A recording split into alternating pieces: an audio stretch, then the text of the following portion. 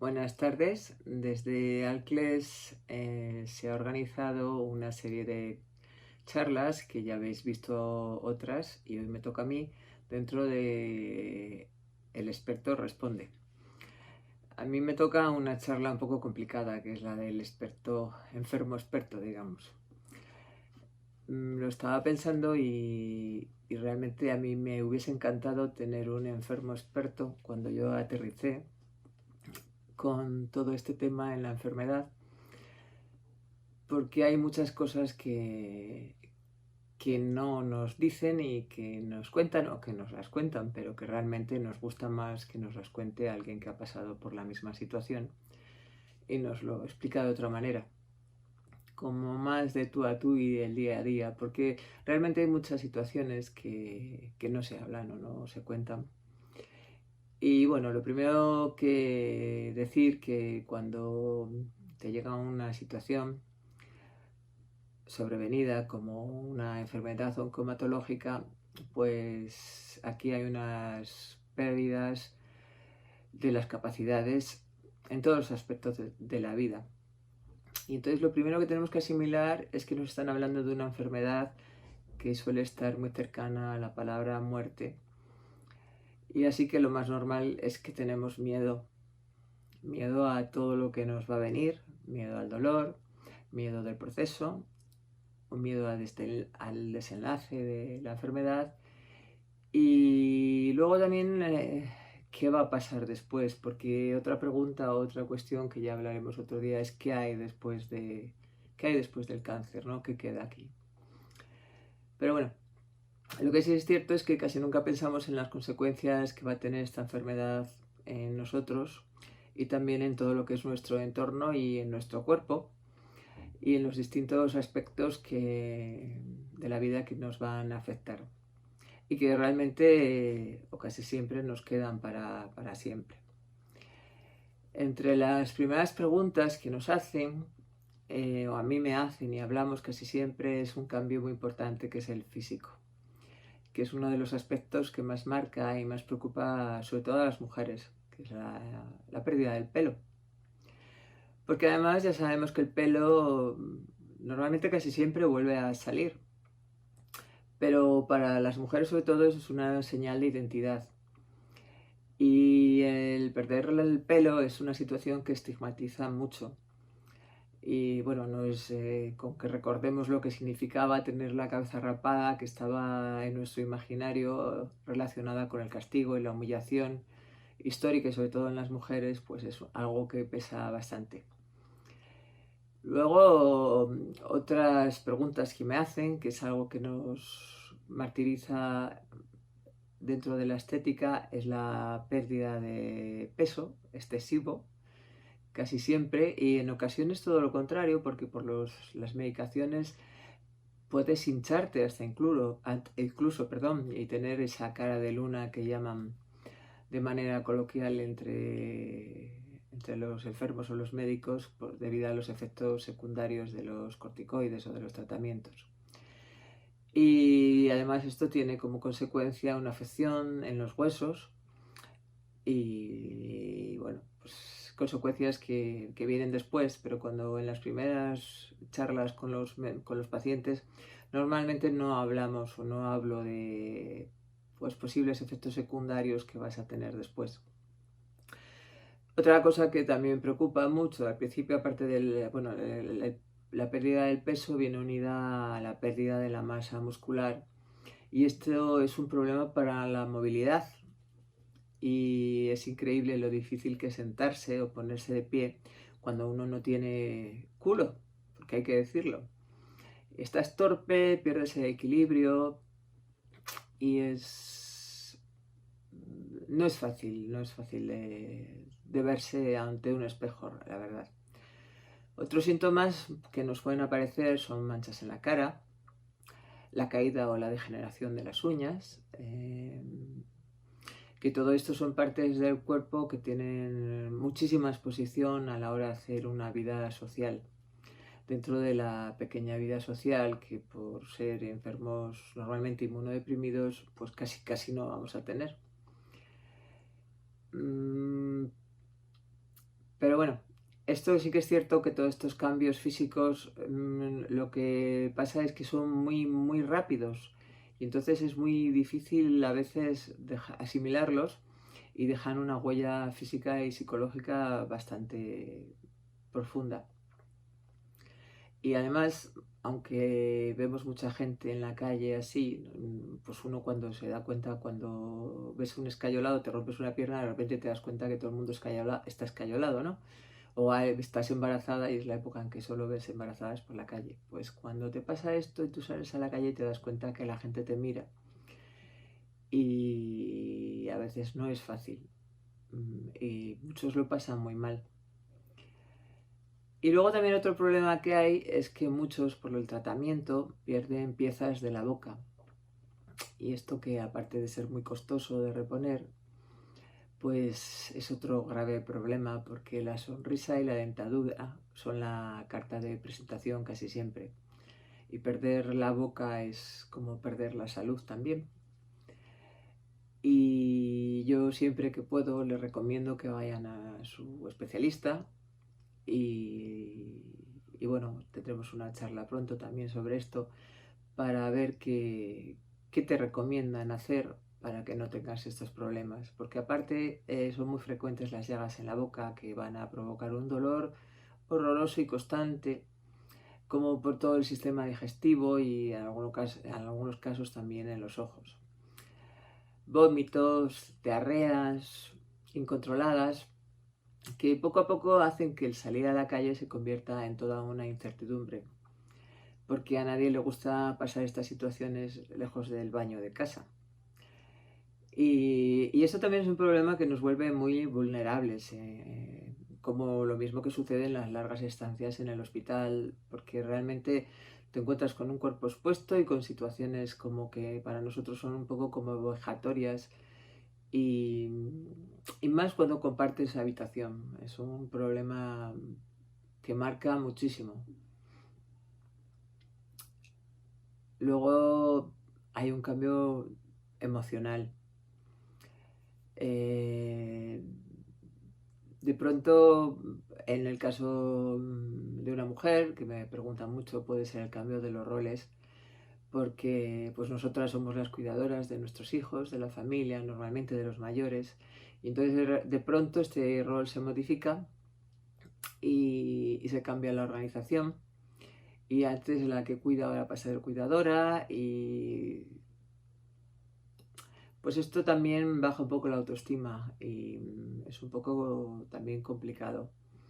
Y además tienes que tener suerte de que se ocupen de ti y que te ayuden, porque las mujeres normalmente en este caso no reciben mucha ayuda. Sentimos a veces que el mundo se nos va desmoronando y que no servimos para nada, como que abandonamos a nuestros hijos, a nuestras parejas, a nuestras familias, que somos una carga. Y pues son cosas que me van contando y yo también las he sentido. Yo pienso que, bueno, y cuando encontré las primeras personas que se acercaron a mí a hablarme de sus experiencias de la asociación,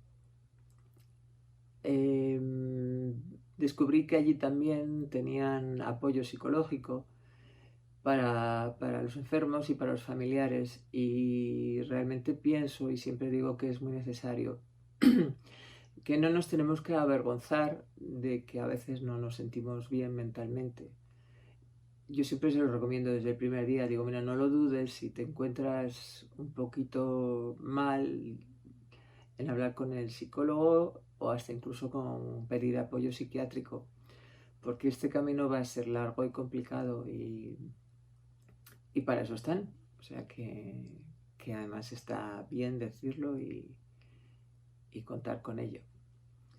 Hay otro tema del que hablamos, pero este lo hablamos más bien entre chicas, es una cosa curiosa. Entre mis largos recorridos sale el tema sexual, porque este cambio físico que es tan brutal, pues empieza a hacer que las mujeres se sientan que no son deseadas, se suelen avergonzar del aspecto Y luego además, bueno, tiene que decir tiene que estos cambios suponen normalmente la pérdida de autoestima y provocan una inseguridad enorme. Y mucha gente joven lo primero que me pregunta es que si van a poder tener hijos en un futuro. Y normalmente luego ellas, a los profesionales que tenemos y a los médicos, es la primera pregunta que realmente les hacen, si ellas van a ser capaces de tener hijos. Y luego, bueno, dependiendo del tipo de cáncer que tengan, hay mutilaciones de órganos que también afectan en lo que es en la vida sexual posteriormente. También tenemos luego un mapa de cicatrices en el cuerpo que nos van quedando y también son aspectos que nos van a hacer estar más inseguras físicamente o menos deseadas. El tiempo que llevamos el catéter, las prótesis que a veces se van sumando internas, tanto internas como externas, y nuestro cuerpo pues va cambiando poco a poco la anatomía.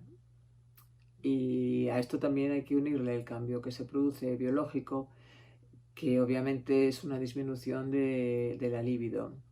Se producen astenias y hay muchos trastornos del estado de ánimo que hacen que las relaciones, ya no solo personales, que es algo que también puede pasar en las parejas, y las relaciones sexuales merman o se van deteriorando durante todo el proceso de la enfermedad y a veces bastante tiempo después.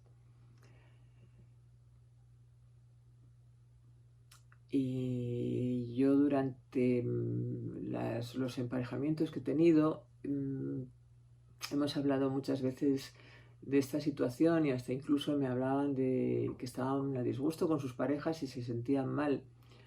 A veces se sentían culpables y porque no eran capaces de responder a su pareja, pues porque no era el momento ni la situación. Este sería un tema largo para desarrollar otro día.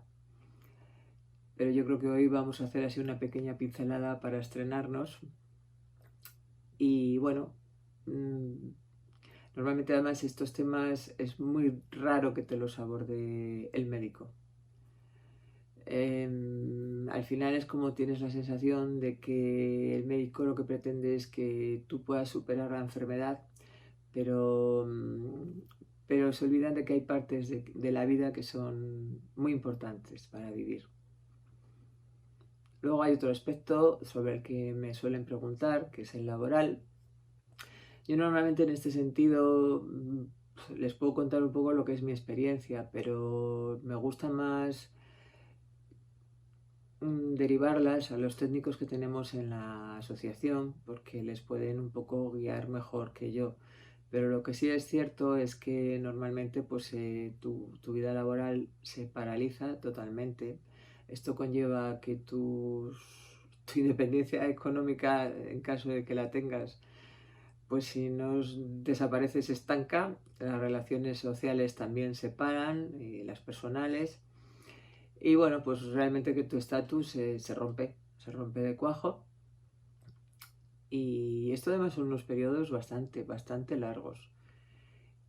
Y entonces casi es mejor que lo hablen con los técnicos de la asociación, que te pueden guiar un poco. Y, y bueno, pues así poco a poco vamos pasando la enfermedad. Luego hay efectos secundarios de los tratamientos, tanto de la quimio como de la radio, que nadie suele valorarlos y muchos de ellos son como silenciosos, que es un cansancio crónico que imposibilita pues temporalmente hasta incluso el caminar, necesitas ayuda, y esos efectos secundarios te pueden durar años, y no se van a valorar nunca ni para la discapacidad ni para acceder a alguno de los beneficios en el caso de que los necesites.